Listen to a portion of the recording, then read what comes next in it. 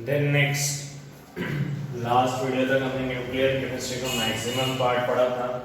Last topic था हमारा binding energy पर न्यूक्लियॉन मास डिफेक्ट क्या होता है सर। आज हम लेसन का next staff that is radio activity start करने जा रहे हैं। यहाँ से आगे रेडियो एक्टिविटी एक्चुअल में होता क्या है, किस पर्पस में काम आता है, कैसे रेडियो एक्टिविटी के पहचानने में काम में आता है और बाकी सारा डिटेल एक्सप्लेनेशन है। डिटेल एक्सप्लेनेशन का मेन जहाँ पे आगे जाके जो आएगा कि आप जब इसके क्वेश्चन सॉल्व करोगे और दैट इज जब आप इसके यूजेस पढ़ोगे तो आपको एक्चुअल में समझ में आएगा कि रेडियो एक्टिविटी किस पर्पस में कहाँ कहाँ काम में आता है। मैं रेडियो एक्टिविटी का एक छोटा सा एग्जांपल देना चाहूँगा जो 10th क्लास में था आप लोगों को।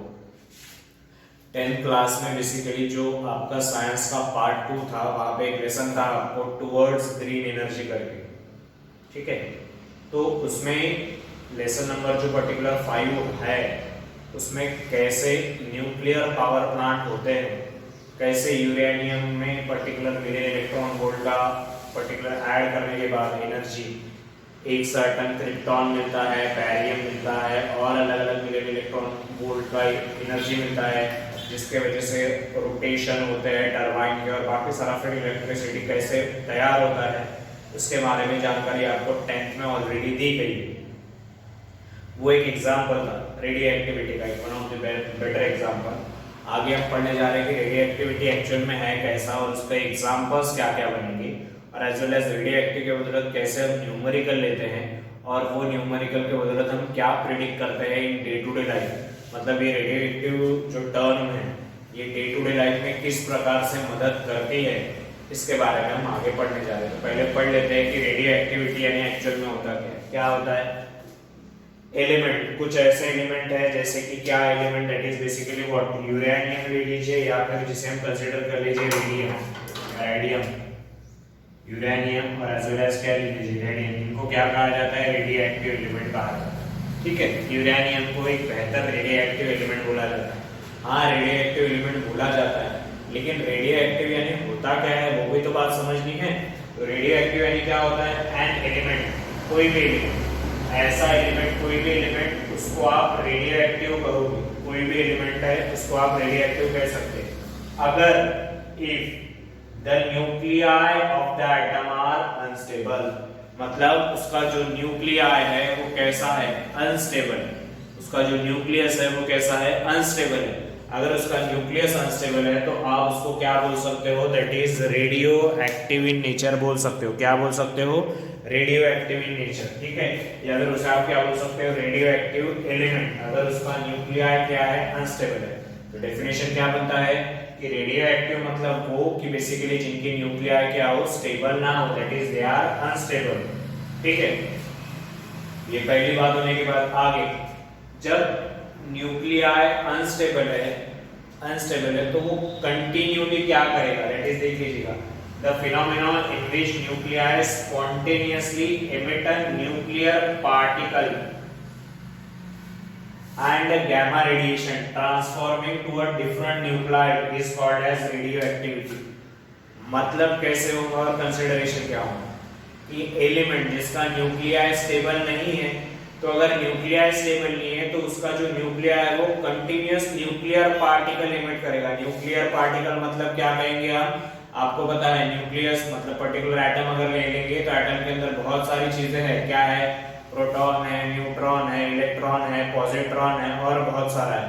तो बेसिकली क्या कंसीडर है कि अगर कोई एटम है उसका न्यूक्लियाई स्पॉन्टेनियसली एमिट करते जा रहा है, मतलब दैट इज रिलीज करते जा रहा है या छोड़ते जा रहा है क्या, न्यूक्लियर पार्टिकल। क्या छोड़ते जा रहा है, न्यूक्लियर पार्टिकल या फिर क्या, गैमा रेडिएशन। न्यूक्लियर पार्टिकल नहीं तो क्या, गैमा रेडिएशन। कंटिन्यूअसली एमिट क्या करते जा रहा है, न्यूक्लियर पार्टिकल या फिर क्या, gamma radiation. Transforming to a different nuclide और काय में ये छोड़ के छोटे छोटे जो न्यूक्लाइड है इनमें कन्वर्ट होते जा रहे हैं। न्यूक्लाइड मतलब दूसरा एटम में, जैसे आप 10th वाला एग्जांपल याद कीजिएगा, यूरेनियम लेते हैं हम 92 नंबर और 235 वाला लेंगे। बेसिकली अगर ये ले लिया तो आपको पता है कन्वर्जन होता है बैरियम में, क्रिप्टॉन में, सब में। तो एक बड़ा न्यूक्लाइड छोटे छोटे न्यूक्लाइड में कन्वर्ट होगा। अगर आपने प्रीवियस वीडियो में देखा होगा तो हमने कहा था वहां पे फिशन और फ्यूजन दोनों की बात की थी।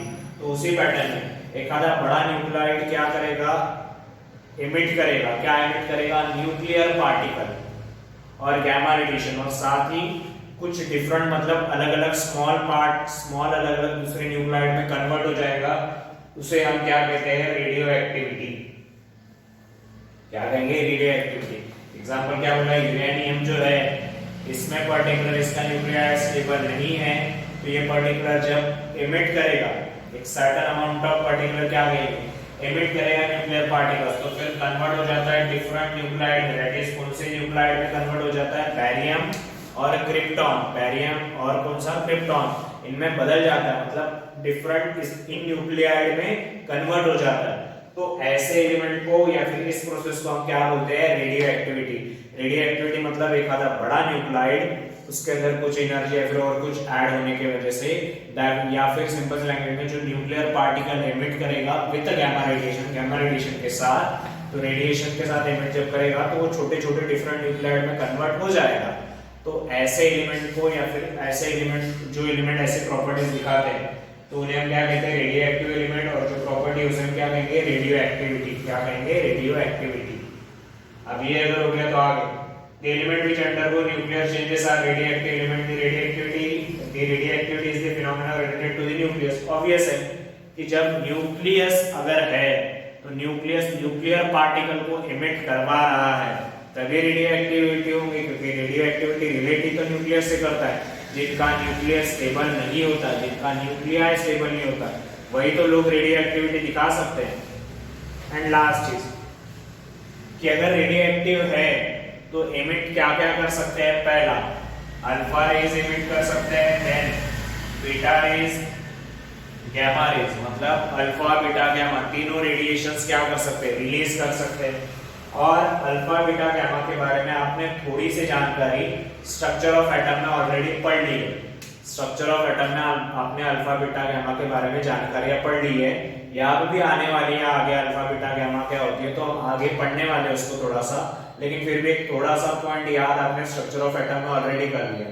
तो बात क्या निकलती है कि रेडियो एक्टिव कौन, जिनका न्यूक्लियर स्टेबल नहीं होता। क्यों, क्योंकि उनका न्यूक्लियर क्या करता है, कंटिन्यू एमिट करता है। क्या एमिट करता है, न्यूक्लियर पार्टिकल और गैमा रेडिएशंस, जिसके वजह से एमिट करने के बाद वो जो न्यूक्लियोटाइड है बड़ा वाला, वो छोटे छोटे स्मॉल डिफरेंट न्यूक्लियोटाइड में कन्वर्ट हो जाएगा। इसी बात को हम क्या कहते हैं, रेडियो एक्टिविटी। क्या कहते हैं, रेडियो एक्टिविटी। तो रेडियो एक्टिविटी का डेफिनेशन याद कर लीजिएगा, बहुत काम की चीज है कि रेडियो एक्टिविटी यानी होता क्या है। अब इसके बाद हम आगे का टॉपिक पढ़ने जा रहे हैं, ठीक है।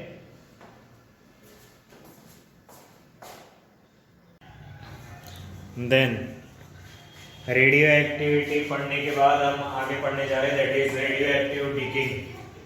पहले तो रेडियो एक्टिव क्या होता है वो आप लोगों को पता है। देन रेडियो एक्टिव डीके की बात करें, डीके मतलब इन शॉर्ट अगर हम कहें डिसइंटीग्रेट होना, सड़ना, या फिर जिसे हम कहेंगे अगर हम पर्टिकुलर कहें तो कोई चीज जैसे क्या आज ली है और वो एक सर्टेन टाइम के बाद थोड़ी सी जिसे हम कंसीडर करेंगे कि सड़ जाना या पुरानी हो जाना, बहुत ज्यादा डिसइंटीग्रेट होना, डिवाइड होना इन द पार्ट्स, कुछ जाना, जिसे हम कंसीडरेशन करेंगे रेडियो एक्टिव डीके। अब अगर रेडियो एक्टिव डीके की बात करें तो क्या होता है, the probability of a decay, the probability of decay, decay कब कब होगा या डीके होने की प्रोबेबिलिटी किन चीजों पे डिपेंड नहीं करती है, पहले तो उसका केमिकल कॉम्बिनेशन कैसा है, टेम्परेचर क्या है, प्रेशर क्या है, प्रेजेंस ऑफ कैटलिस्ट क्या है, और even in the age of nucleus. Radioactive decay कभी भी हो सकता है, टाइम इंटरवल ये स्पेसिफिक ये होना चाहिए, इतना टेम्परेचर होना चाहिए, इतना प्रेशर होना चाहिए और बाकी सारी चीजें इतने कैलकुलेटिव होनी चाहिए, ऐसा कोई लिमिटेशंस या ऐसी कोई बात होती नहीं है। बेसिकली वो कितने भी टाइम इंटरवल के साथ कभी भी कितने भी रेट पे या फिर कितने भी इश्यूज के साथ हो सकता है, ठीक है। देन नेक्स्ट जो हम डिस्कस करने वाले हैं, यहाँ से आगे थोड़ा सा पार्ट इंपॉर्टेंट है तो बराबर देखिएगा, क्योंकि इस टॉपिक पे अपने को पहले एक डेरिवेशन निकालना है, वो डेरिवेशन निकालने के बाद दैट इज न्यूमेरिकल करने हैं, तो ज्यादा यूजफुल पर्पस है और ज्यादा काम का यहाँ से आगे। That is the rate of decay. Rate of decay, rate मतलब आप कह सकते हो स्पीड, रेट ऑफ मतलब क्या कह सकते हो, speed, speed of decay. Decay मतलब डिसइंटीग्रेट होना, डिसइंटीग्रेट होने की स्पीड क्या है या रेट क्या है। So the rate of decay of radio element denotes the rate of decay of radio element denotes क्या करेगा rate of decay हमें क्या बताता है डिनोट करता है क्या डिनोट करता है कि कितने number of nuclei of its atom which disintegrate in unit time मतलब कितने न्यूक्लियाई किसके एटम के डिसइंटीग्रेट हो रहे या डिके हो रहे इन यूनिट टाइम मतलब हम टाइम फ्रेम ले लेंगे कुछ 1 मिनट 2 मिनट ऐसा जितना भी टाइम फ्रेम लेंगे तो उतने टाइम इंटरवल में कितने नंबर ऑफ न्यूक्लियाई क्या हो रहे डिसइंटीग्रेट हो रहे मतलब क्या हो रहे क्योंकि आपको पता है अगर 1 मोल भी कोई कंपाउंड बोल दिया तो 1 मोल मतलब बहुत सारे एटम हो जाते और उतने सारे एटम अगर होंगे तो उतने सारे न्यूक्लियाई भी होंगे तो number of nuclei of its atoms which decay in unit time is called as what rate of decay इसे हम क्या कहेंगे इस बात को कैलकुलेट करना यानी क्या होगा रेट ऑफ डिके और एज वेल एज इसे एक और बात कहा जाता है दैट इज एक्टिविटी क्या कहा जाता है एक्टिविटी ऑफ रेडियो एलिमेंट मतलब जिनसे रेज निकल सकती है एक्टिविटी ऑफ रेडियो एलिमेंट आगे अब ये अगर हो गया तो रेट ऑफ डिके कहा जाएगा कि रेट ऑफ डिके यानी क्या कितने number of nuclei of its atom decay हो रहे इन यूनिट टाइम में डिके हो रहे यूनिट टाइम मतलब एक टाइम फ्रेम में लेंगे उस टाइम में कितने दैट इज डिसइंटीग्रेट हो तो अगर ये बात है तो यहां से आगे इफ dn ठीक है डेरिवेटिव ऑफ n ले सकते हैं number of nuclei that decay with in a time interval dt then rate of decay at any time t is given by rate of decay कैसे dn नोट किया जाएगा minus dn by dt rate किसके ऊपर depend करेगा obvious है कितने number of nuclei n यानी number of nuclei with in a time interval क्या है dt कोई भी एक टाइम इंटरवल आप ले लोगे मतलब जैसे हम कहेंगे कोई रिएक्शन अगर 10 कोई पूरे एटम 10 मिनट में डिसइंटीग्रेट हो गया तो हम टाइम इंटरवल क्या लेंगे जैसे नहीं क्या 0 से 1 मिनट 1 से 2 मिनट 2 से 3 मिनट ऐसा टाइम इंटरवल लेंगे तो क्या कहेंगे that is number of nuclei that decay with in a time interval dt एक टाइम इंटरवल रहेगा हमारा कि जैसे शुरुआत के 2 मिनट बाद के 2 मिनट उसके बाद कितना टाइम इंटरवल आपका लिमिटेशन तो उसको डिनोट कैसे किया जाएगा dt से और as well as the number of nuclei that is denote by dn जिसके आगे साइन लगा है माइनस इसके साइन क्या लगा है माइनस अब माइनस साइन क्यों लगा है वो इंपॉर्टेंट है यहाँ पे लिख के दिया माइनस साइन क्यों लगा है माइनस साइन इसलिए लगा है कि नंबर ऑफ न्यूक्लियाई डिसइंटीग्रेट हो रहे डिसइंटीग्रेट मतलब डिके हो रहे डिग्रेड मतलब सड़ जा रहे हैं ठीक है मतलब वो डिवाइड होके और किसी पार्ट्स में डिवाइड होने जा रहे हैं एक बड़ा सा न्यूक्लियाई ब्रेक होके डिवाइड होके और 2-3 पार्ट में डिवाइड होने की कोशिश कर रहा है दैट मींस वो खर्च हो रहा है तो जब कोई चीज खर्च होती है ना डिसइंटीग्रेट होती है कम होती है तो उसके आगे साइन क्या आना चाहिए माइनस क्या साइन आना चाहिए माइनस इसीलिए इसके आगे साइन क्या आया है माइनस तो क्या कहा है why is minus sign required the number of nuclei क्या हो रहे डिक्रीज हो रहे नंबर ऑफ न्यूक्लियाई क्या हो रहे डिक्रीज हो रहे किसके साथ विद रिस्पेक्ट टू टाइम के साथ क्या हो रहे डिक्रीज होते जा रहे टाइम के साथ क्या होते जा रहे डिक्रीज इसीलिए इनके आगे साइन क्या आया है माइनस अगर इंक्रीज होते तो हम पॉजिटिव साइन भी लेते अगर इंक्रीज होता हालांकि होता नहीं है डिक्रीज ही होता है लेकिन माइनस साइन क्या किस लिए आया क्योंकि नंबर ऑफ न्यूक्लियाई क्या हो रहे डिक्रीज हो रहे तो जो dn है वो हमारा कैसा क्वांटिटी निकला नेगेटिव क्वांटिटी कैसा quantity that is negative quantity however the rate of decay is a positive quantity rate का आंसर स्पीड कभी नेगेटिव में सुनी है नहीं स्पीड हमेशा कैसे रहेगी पॉजिटिव में रहेगी क्या रहेगी पॉजिटिव में तो रेट हमेशा कैसा रहेगा पॉजिटिव रहेगा रेट कैसा रहेगा पॉजिटिव रहेगा लेकिन जो डिके हो रहा है वो वैल्यू कम हो रही है तो वो वैल्यू काय में रहेगी नेगेटिव में रहेगी वो वैल्यू काय में रहेगी नेगेटिव में वो वैल्यू नेगेटिव में रहेगी और रेट काय में रहेगा पॉजिटिव में तो आगे the negative sign is introduced in the rate of expression to make the rate positive negative sign क्या है सिर्फ इंट्रोड्यूस करवा रहा है क्या इंट्रोड्यूस करवा रहा है the rate of expression to make the rate positive सिर्फ उसको पॉजिटिव करवाने के लिए ठीक है तो रेट का आंसर हमेशा नेगेटिव नहीं रहेगा वो पॉजिटिव रहेगा लेकिन जिसे हम कहेंगे कि नंबर ऑफ न्यूक्लियर डिक्रीज हो रहे हैं, इसलिए डीएन एक कैसा क्वांटिटी है, नेगेटिव क्वांटिटी। अब अगर नंबर ऑफ न्यूक्लियर डिसइंटीग्रेट हो रहे, डिवाइड हो रहे, सड़ रहे, कुछ रहे, एक पार्ट से दूसरे पार्ट में जा रहे, एक बड़े न्यूक्लियस से दो तीन अलग अलग छोटे न्यूक्लियर में डिवाइड हो रहे, तो उनका आंसर कैसे निकालते हैं? तो rate of decay is express, the rate of decay is express, ये सबसे काम का यूनिट है, इसको नोट डाउन करके रखिएगा क्योंकि ये आगे न्यूमेरिकल जो हम लेंगे उसमें काम क्या आएगा।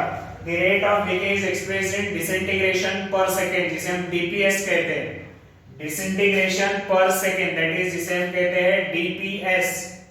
तो रेट ऑफ डिके काहे में एक्सप्रेस होगा? डीपीएस में, कि इतना डिसइंटीग्रेशन पर सेकंड हो रहा है।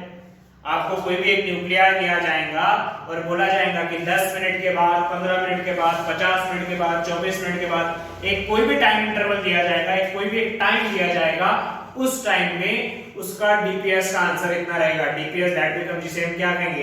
Rate of disintegration. इतना क्या होगा? डिसइंटीग्रेट होगा, क्या होगा? सड़ जाएगा या फिर एक न्यूक्लियस से दूसरे पार्ट में बनेगा। ठीक है, तो ये था आपका रेडियो एक्टिव डीके। आपको जिन चीजों, ये सबसे ज्यादा ध्यान में रखना है क्योंकि आगे हम इसके बेसिस पे एक डेरिवेशन डिराइव कर रहे हैं, जिसके बेसिस पे हम पर्टिकुलर कोई भी एलिमेंट कितने टाइम इंटरवल के बाद डीके होगा, डिसइंटीग्रेट होगा, उसके बारे में जानकारी लेंगे। एज वेल एज क्या कहेंगे? डिसइंटीग्रेशन पर सेकंड, मतलब जिसे हम कहेंगे रेट का आंसर निकालेंगे। ठीक है, तो ये दोनों चीजें ध्यान में रखिएगा और आगे का वीडियो कंटिन्यू में बराबर देखिएगा, बहुत काम की चीज है।